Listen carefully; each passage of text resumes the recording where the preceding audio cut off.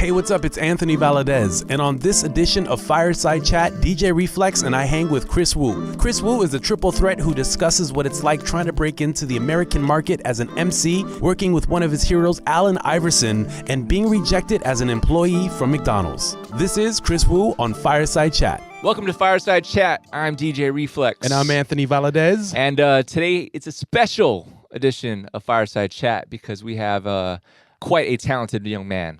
He is a McDonald's reject, McDonald's employee reject. Correct? At some point? Yeah. Well, in China.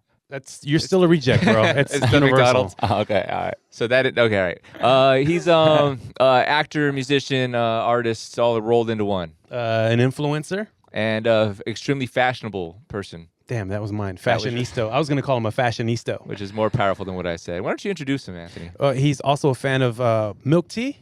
Milk tea. Yeah? Yeah. How do you know that? We do a background check on all our guests. All right, yeah. Chris Wu was in the building. Yeah, man. Chris, thanks for coming. Thanks for having me. It's your boy Chris Wu. What up? Yeah, man. Yeah. How are you feeling today? I'm good. I was what happened last night? I was drinking a little bit. I think I was at I had a little gig last night. Yeah. Yeah. A little gig. I don't know. I've seen your gigs, man. I follow what is it? Hype Beast. Sorry. I'm just thinking about all the parties you've done. Hype Beast had this really cool video with you, Travis Scott, New York Getting Down. Yeah. You party hard, bro. I've seen the footage. Yeah, when I go for sure. Yeah. All the way, yeah. What's the drink of choice? Dom Perignon all day, all Dom night. P? Yeah, for me. Yeah. Henny sometime in the You don't studio. get champagne headaches? I actually don't, bro. I'm actually really, like, when I drink other stuff, like hard liquor, I'll get, like, bad headaches. Yeah. But, like, champagne is, like, good for me. I'm good. I hate skinny guys like this that look great, that drink heavy and hard. Like, yeah, wait till you hit 40, bro. Yeah, I know. It's coming, though. I'm getting fat. I seriously doubt that. Yeah, I think I am, though. I'm pretty sure, like, comparing to, like, when I was younger, like, in the 20s or something. I'm still in the 20s, but, like, late 20s now. Yeah. Like, 27, so. Yeah. One day I'm going to make sure. I'm pretty sure I'm going to be fat, kind of. No. Because I really don't, like, work out or exercise. This is like a big problem for me. But you're on the go, so you're gonna keep the skinny mode because you move a lot. You're active. You're from studio to session to show. Yeah, but then when I stay active, I'll be good for a while. But then when I'm like kind of like working like in the studio or like just kind of like chilling at home and doing some like creative stuff, like I'll be like there for like a good month too, like not moving at all. That's why I can definitely see myself fat when I'm 40. I swear to God. Yo, so you mentioned being creative and on the go. Yeah. And we know you're a triple threat. We know you do acting. You know, you do your thing on the mic.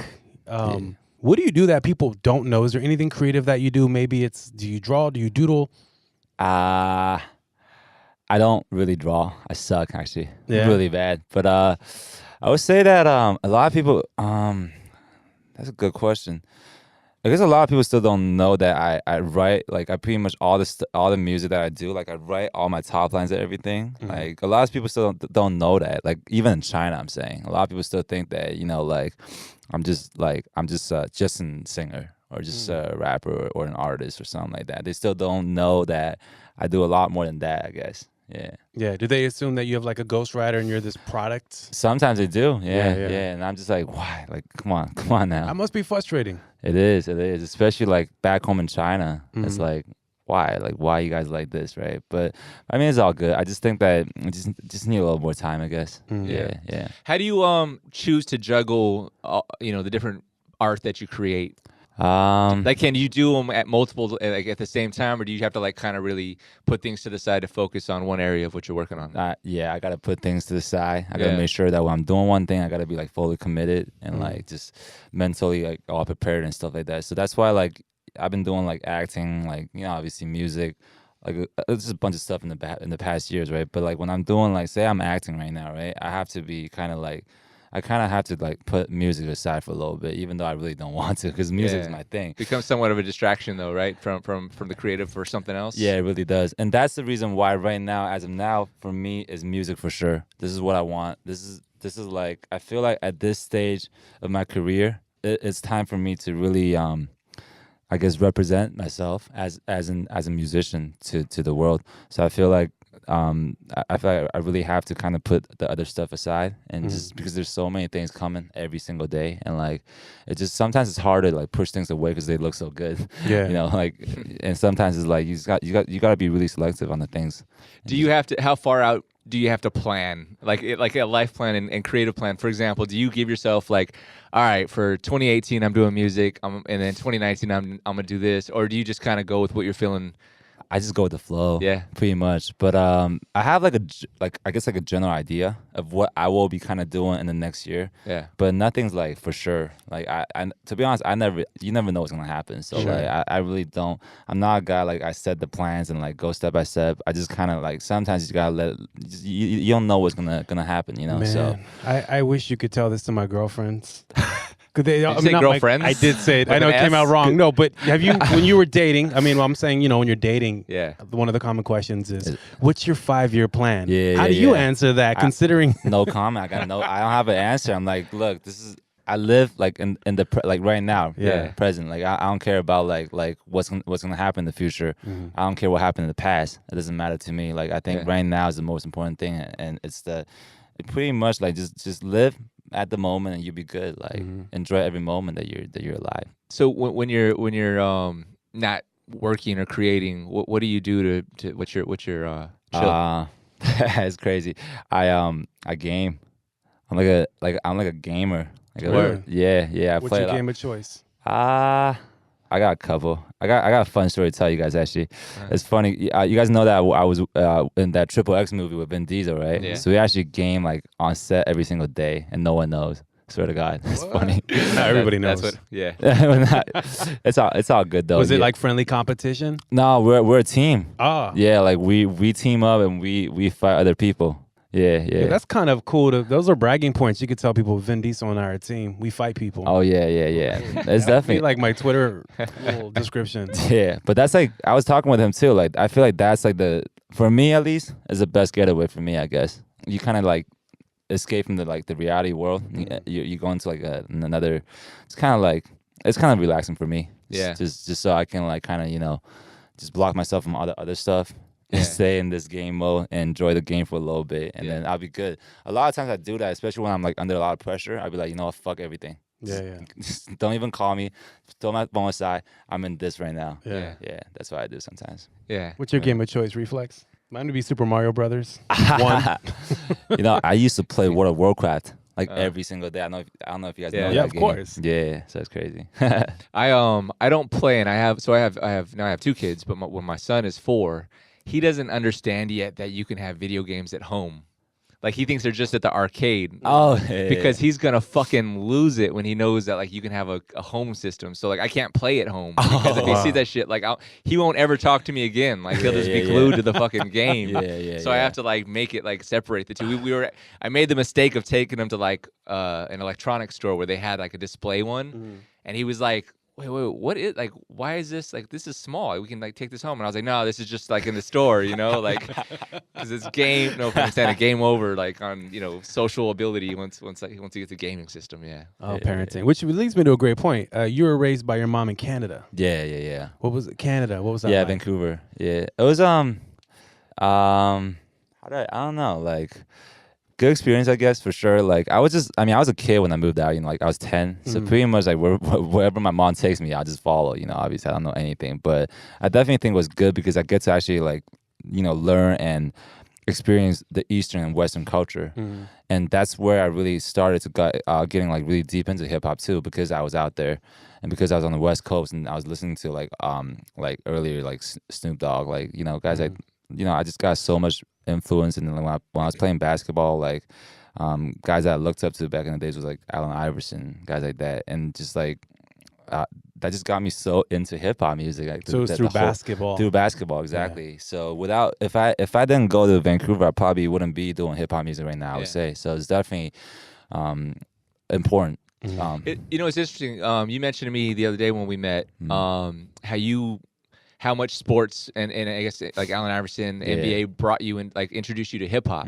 And I believe you made the comment that you almost felt like basketball, if you will, or sports, maybe it's basketball specifically, was like the fifth element of exactly. like of hip hop. Yeah, that's exactly what I think. I think a lot of people think that way too. I really do, because like when I was about around that age, you know, Iverson was obviously huge, and like, you know, he really brought that like hip hop, that street culture onto the court, and just looked super cool for me. Like as a kid, I was like, yo, I want to be like him. Yeah, especially as an Asian kid growing up. I'm like, I might not be able to be that tall, but Iverson is someone I can relate. Yeah. I'm like, come on, let's get it. I want to be a baller like him. So, you know, it really, definitely for me, like, that's really where I started. Like, I was like, let me try. Let me listen to the music. Let's see what this culture is all about. Yeah. And then ever since I just felt it's crazy because it's like even things like that, like fashion isn't necessarily like a piece of hip hop per se, but it is.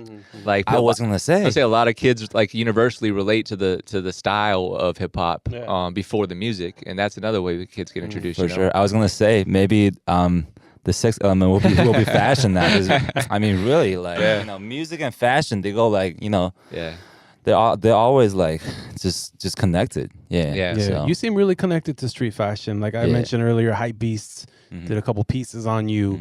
How, you know, you mentioned that it could be a potential element of hip hop. Yeah. How important is street fashion to you? It seems to be a whole new culture that is developing this credibility with kids. Yeah, it's I mean, I feel like it's huge for me. Like just because I feel like when you are an artist or when you're doing like just like hip hop culture, there's like the whole like message is like being yourself, being real, and like freedom, like, you know, things like that. And being able to like just wear the stuff that you like, put it on that you're comfortable with, and looking like swag. I think that's important. Yeah.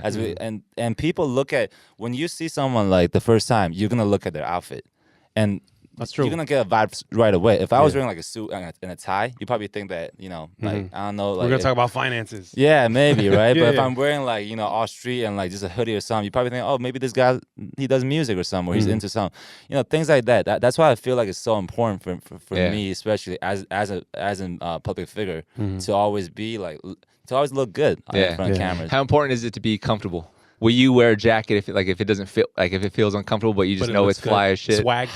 This is a hard question. I guess I was. It's a 50-50 for me. It really depends on the situation. There are some of those days that you just want to flex so hard. You're like, okay, I'm just gonna go for this. Yeah. But then sometimes you regret after you like looking at pictures or after you perform. It's like oh shit, like it's not even me. Yeah. Don't do it again. When I DJ in the clubs, like sometimes I don't give a fuck. Like I'll wear basketball shorts and a tee because I know I'm gonna sweat, and I don't care. I'd rather be comfortable than try to look good because I know I have a mission to accomplish. You're right. Rock the party. Yeah, you're absolutely right. I want to bring it back. You raised a couple points. Number one, being, you know, not conflicted, but dealing with Western and Eastern culture and having to adapt. You have to adapt a lot when you do interviews. Like I was studying you and watching a lot of the interviews you do with the folks back east, like in China and Korea, and you have this ability to relate to them. But then when you come here, you have to adapt to like our questions. Yeah. Is that challenging to constantly adapt, or do you enjoy the difference? No, I definitely enjoy the difference for sure. Like I'm just a big fan of different cultures, and like I love everything.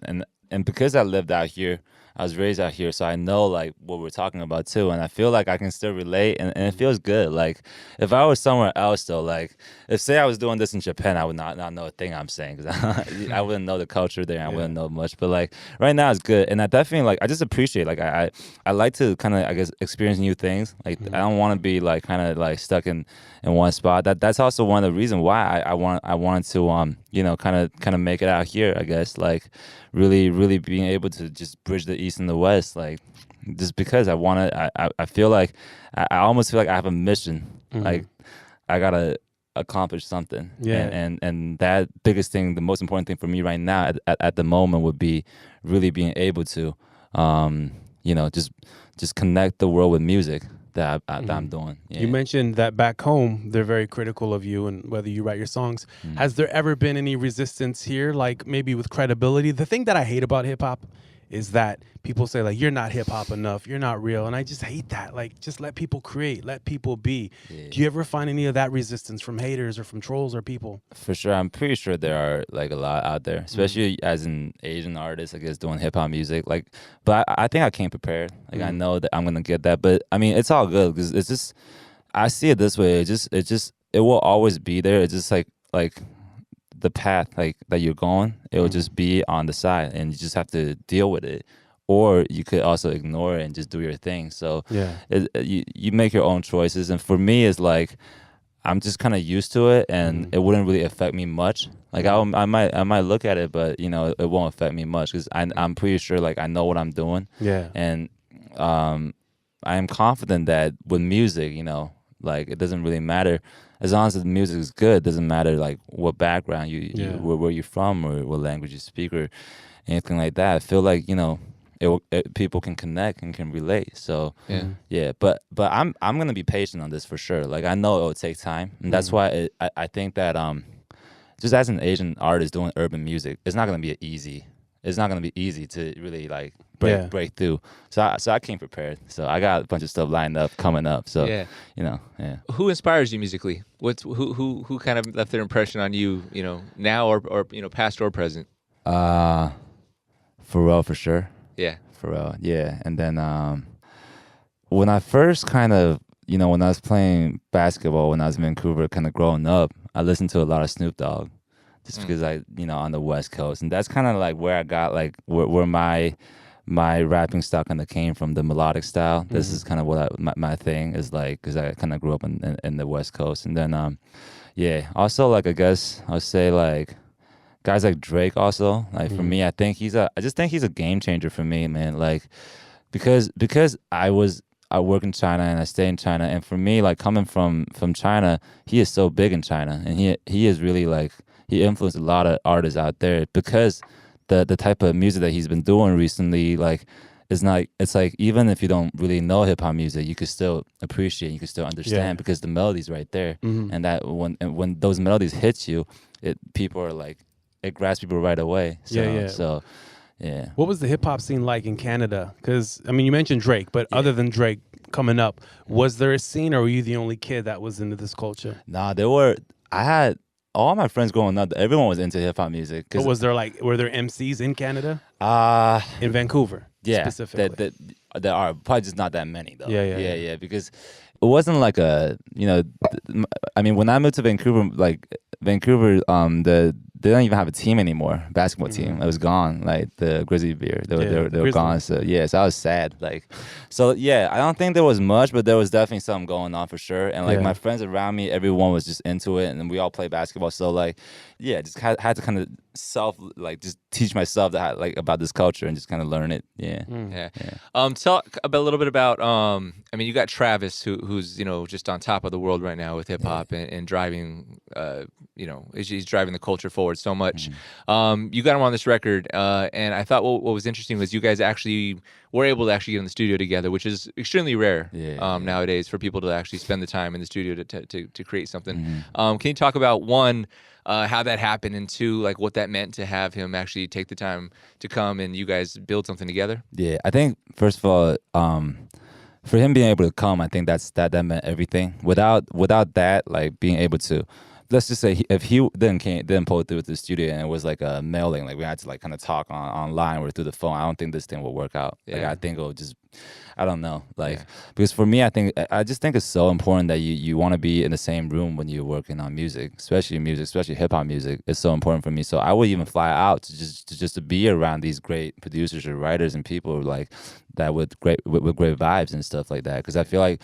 when you're in the room with like a good energy, you really get creative, and like, you know, then magical things can happen. But when you're just like home emailing back and forth talking, like no, there's more force that way. Exactly, for sure, it doesn't work. So that's why I really appreciate Travis coming out. Like I think that's one of the key factors that this record kind of like pulled through and it became a big record, because like we were able to actually kick it in the studio before this whole thing. You know, we were able to talk about a little bit, share a little bit of our visions. Like even like I feel like something that like I feel like working with Travis is really like it works out is because I feel like we have like a similar vision when it comes to like whether it's influence of youth or just the sound of music. We're kind of like we have things that in common. So like that's why I feel like we click right away when we hop on the record. Yeah. You know, you talked a little bit about you know, the hip hop scene in the States, but hip hop is really universal now. Yeah. You are a global artist at the end of the day, right? Like it's not just about the States. It's like the world is all sharing the internet and sharing music and such. You just work with somebody who I think, you know, who I've known for 12, 13 plus years now, and that's Pharrell Williams, who I think has always had one of the most wide views of music, and the ability to never think within a country or even a sound, but really just universally, you know, creating a musical product. Talk a little bit about the connection you and Pharrell have. It was absolutely amazing. Just such a blessing experience, I guess. Like just having the chance to work with him. Because I even said in so many of my earlier interviews, they asked me like, "Who are one of your biggest influences?" I was like, "Pharrell Williams, like for sure." Like, and then just like it's almost like a dream come true for me, man. It's crazy, and like he is just like I don't know, like. Well, I don't even know how to describe this. It's just amazing music. Like the stuff that I just kind of, how this all came together is because we're actually doing this, we're actually performing in Shanghai on November 11th. So we're doing an event in China. And then he was asking, like their camp was asking, could you hop on as a feature and we can perform together in China? And I was like, hell yeah, let's do it, of course, right? And I went in and started writing right away. And we were supposed to only go in for one day. So just get that song done, right? But at the end of the day, like I did my verse and he heard it and he actually liked it. And I was like, wow, like, damn. Like, cause I was like, I've never been like this. Like when I'm writing, usually I'm pretty fast, right? But I've never been like this precise. I was like, okay, I want to make sure everything is right. Like every sound, everything is perfect. I'm going to give him my best, all I got. And he was like, yeah. Were you constantly like throwing away papers? Like, no, that's not gonna work. Nah, I was using my phone. I don't know how many like notes I wrote, but and he was like, I like it. Yeah. I was like, I wouldn't know what to write. I have to share probably one of my top 2 moments in my life, in relation to music, obviously. Pharrell invited me to come by, and then on the way there, I got a call and they said, "Yo, P wanted me to tell you that Lionel's here." And I go, "Who's Lionel?" And they go, "Lionel Richie." And I was like, "Oh shit! So does he not want me to come now? Like, should I come now?" No, he still wants you to come, but he just wants you to know when you come in that Lionel Richie's gonna join you guys, or that he's in there, and shit. So he don't want me to be like starstruck. So I go in there, but what I didn't realize was that was the first time they were working together and like getting to have a personal conversation. So I kind of had this like amazing opportunity just to like be not even a fly on the wall, but engaged in that. And out of that entire session that was like 8 hours or so, I like was so scared to speak up. I had like one idea, and Lionel turned and at first it wasn't received. Like they were both like thinking about my idea, and then Lionel turned and he was like, "He's right. He's right. We should do that." And I don't know if it was out of sympathy to this day, but like they loved it, and Pharrell was like, "It's right," and I was like, "Man, I could like die on the way home now. Like I'm good." Like Lionel Richie said, I had a good idea, and Pharrell agreed with it. One of the best like moments of my freaking life, you know. Out of sympathy. Super fan. Yeah, like this guy. I was right there 2 days ago. I was like, yes. Yeah. What was crazy was one other moment of that was I'm tripping out off of Lionel. I've known Pharrell, but I'm tripping on Lionel, and Pharrell sees me, like we're crossing each other going to the bathroom at the studio outside, and he's like, "What you think?" And I was like, "Man, to be honest, I'm tripping. Like I'm nervous. Like I'm tripping a little bit." And he turned to me, he goes, "You don't think I'm tripping?" And to hear Pharrell say that about Lionel, I was like, okay, this is like, you know, levels to this shit, you know? Yeah. How would you feel if you were next to Allen Iverson? Would you trip? I was with him. What? About 2 months ago. Well, how was that? It was in Shanghai. Oh, dope. Yeah, I was doing this like charity basketball game, and he was there. You played with he was there, or was he playing? I played. He didn't play. He was supposed to play. I don't know what happened, but he was on the side watching, and I played in front of him, and I sucked. Did you? Yeah. You missing shots? Yeah, I was you used to dunk, right? I used to be able to. Not anymore. Not anymore, man. It's gone. It's age. Completely you gone. You hit 21, man. Now you're old, bro. Yeah, I mean, but it was still good though, because I think I put a little flex on him though. It's pretty nice because I had all the fans. The whole stadium was like my fans. They're like all going crazy. And then what's funny is like the game's not even. So first he didn't know who I was. Obviously, I didn't really have a chance to talk to him, even though I was like I really wanted to go say hi, but like you know, just gotta kind of stay cool for a little bit. Yeah. So I like halfway through the game, all the fans are cheering, right? Like Chris, and I'm like, I didn't even, I sucked, right? I didn't do much. But then he all of a sudden on the side, he's like, yo, come on over. Like Iverson. I was like, yeah, what's good? Right, I came over. He's like, what did he say? He's like, What's good? I gotta give you a number after. We gotta kick it. I like how he coolly said everybody was cheering my name. Like that'll never happen to you and I. No, never. That was pretty cool. What's interesting is though that he realized like, he's not doing too great on the court right now, but I need to know whoever the fuck this is right now. Like we need to be good. That's so funny. But yeah, no, it's still like I was nervous. I was like, yeah. I'm seeing like one of my idols, you know, like damn experience. Man. Wait, was he like coaching or he was just on the sideline? No, he was on the side. He wasn't even coaching. I guess just invited him to like just come and show up. Yeah. Crazy. Yeah. So what's next? You're recording still. You're focused on music right now. This is the time for music, right? Yeah, for sure. I'm still like doing just making a couple more records for the album. Yeah, so I got like a album coming up. I've been kind of working on for like a couple years now already. I feel like this with this album though is like something that I've been wanting to like put out like so bad. It's just that it's taking a long time because I feel like this body of work will be like something that can really represent me as an artist. Like it's really important. So to be honest, I can't wait to just show everyone the record. So hopefully next year. It's cool because I can see your evolution. I was listening to 3 singles like Bad Girl. Yeah. It's one style, and then July. Yeah. And then it goes into Deserve. Yeah.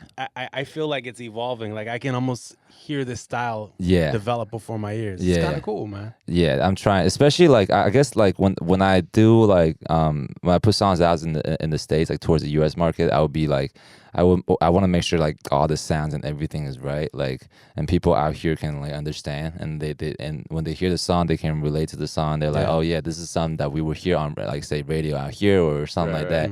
So it's definitely different. The way that I see it is like because the culture is so different. So when I put songs out in China, I have different approach sometimes. It might not be as like when you hear, you might think that it's not something that you'll be able to hear like nowadays in the States, but it will still work in China. Yeah. How, so, like what's the like literally what do you mean? Like the drums are different? The tracks reproduced? Or? Sometimes the drums are different. Yeah. Sometimes the top lines are more, I guess, I would write the top lines to something that the audience back home in China they can catch on easier. I guess they would understand easier. So like hook is different for you there than here. Yeah, hook is like super important. Like back home in China. So like the hook for sure. Like I want to make sure it's catchy, and then just the sound too. Like sound because. In China, like so many people, like they're still super into like electronic dance music. Sure. Yeah. So like sometimes I would add like Bad Girl or July. You know, it's kind of like EDM and hip hop. Yeah.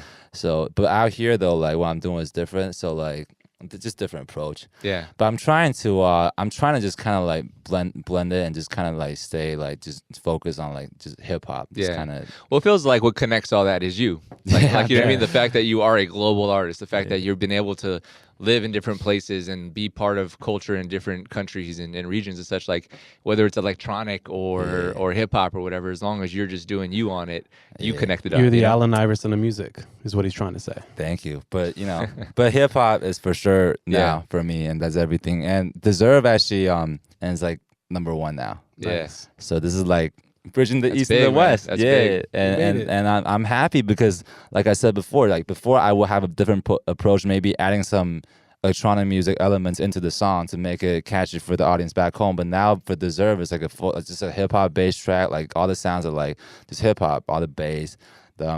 Like almost like a trap, like an elegant trap beat, and like the top line, everything with Travis featuring on it, like just an American song, but it's working in China. Yeah. So I'm super happy when it came out last night, and all the feedbacks were good in China. Can I bring it back full circle real quick? Sure. How awesome is all this success and you got rejected by McDonald's? What is that? Can we talk about? Where'd you get this source from? Hold you up. said it. Don't look at me like I'm No, crazy. I didn't say it. Yes, you did. Didn't you say you applied for a job at McDonald's? Oh. And you wanted to hook your friends up with fries? How did you dig this up? What? But can I say one more thing though? Is it true? It is true. Yeah. Wait, Mic drop. No, but do you know that I'm actually the McDonald's ambassador now? in China. Good for you. That's well deserved. That's So you even more. moved up. That's even more full circle. That's why I'm like, I'm gonna come back and No, get we're it. showing love to McDonald's. We're showing love. That's great. But that was true. Wow, where did you find this? Oh, it's called the internet. It's really cool, Wow, man. I that's can find crazy. everything. Yeah, but that was like way back, like in middle school or like high school. I was trying to get a job, just trying to get some work hours and just make some Put the homies up, right? Yeah, and I got rejected. I was like, why? You know, like I love fries. Come on, man. Like, And now you got the #1 song. What McDonald's? What? Yeah. How you like them now, Ambassador? I love it, man. I want to say thanks for taking the time to come and sit down for Fireside Chat with us today, man. Thank you for having me. This is cool, and we look forward to seeing this evolution of you because, man, it feels like as much as you've already accomplished, like there's so much more ahead of you, and it's exciting. Yeah, it's gonna be a grind, but it's gonna be exciting. Yeah, there's more to come. Love it, man. Yeah. Chris Wu on Fireside Chat right here. Tune in. Yeah, thank you. If you love what you just heard and want to hear lots more with your favorite artists and emerging talent, search Fireside Chat exclusively on the TuneIn app.